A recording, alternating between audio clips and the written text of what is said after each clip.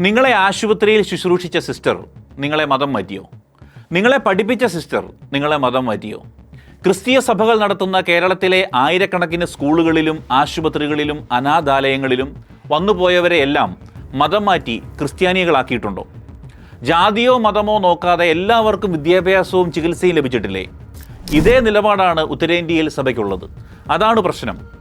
ആദിവാസികൾ, പിന്നോക്ക സമൂഹങ്ങൾ, ജാതി വ്യവസ്ഥയിൽ അടിമകളായി കഴിയുന്നവർ, ഇവരെ ഉയരാൻ അനുവദിക്കാത്ത സംഘപരിവാർ നിലപാടുകളുടെ കാപട്യമാണ് ഇപ്പോൾ പുറത്തു വരുന്നത്.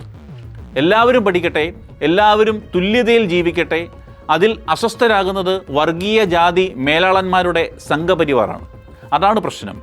അവിടെ ഒരു മതപരിവർത്തനവും നടക്കുന്നില്ല എന്ന് അവർക്കും പോലീസിനും നന്നായി അറിയാം. ഇന്ത്യയിൽ വെറും 2% മാത്രമുള്ള ക്രിസ്ത്യാനികളെ സംഘപരിവാർ ഭയപ്പെടുന്നത് എന്തുകൊണ്ടാണ് എന്നതിന് ഉത്തരം ഇതാണ്.